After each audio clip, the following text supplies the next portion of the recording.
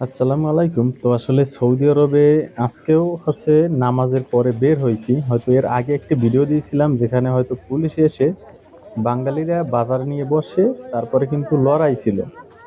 কিন্তু আজকেও কিন্তু সেই একই বাঙালিরা আবার বাজারে নিয়ে এসেছে। তো ভাই বাঙালি বলে কথা, এটা মানতে হবে।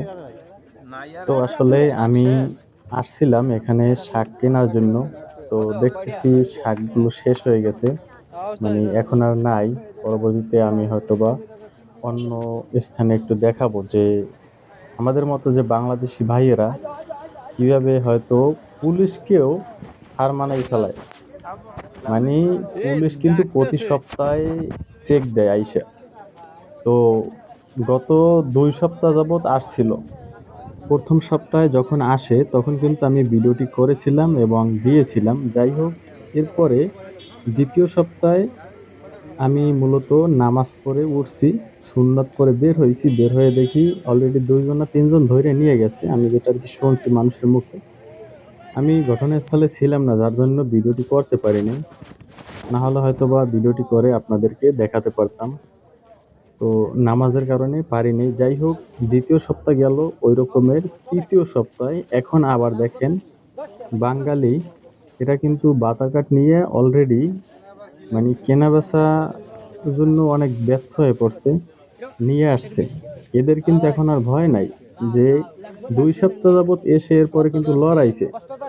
অথচ তৃতীয় সপ্তাহে আবার সেই মানে বাজারঘাট নিয়ে দৌড়াদৌড়ি, এবং বিক্রি করবে কিভাবে, 2 টাকা ইনকাম করবে কিভাবে।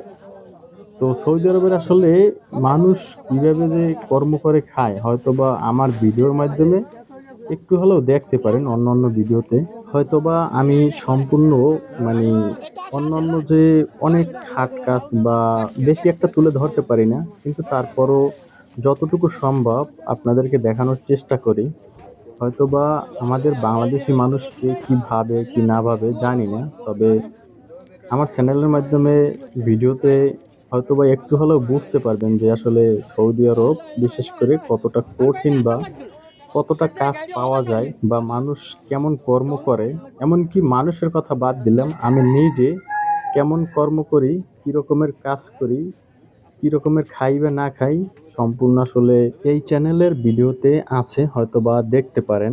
তো আমার মতো এরকমের হাজারো প্রবাসীর জীবন চলে, আর সেগুলো নিয়েই মূলত ভিডিওগুলো করে থাকি।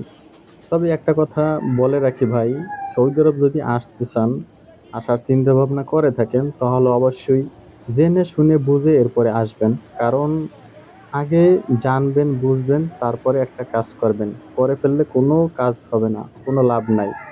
যাই হোক, তো সৌদি আরবে এই ধরনের ভিডিও পেতে অবশ্যই চ্যানেলটি সাবস্ক্রাইব করে রাখুন। ভিডিওটি ভালো লাগলে লাইক করতে ভুলবেন না। ধন্যবাদ, ভালো থাকুন, সুস্থ থাকুন, আল্লাহ হাফেজ।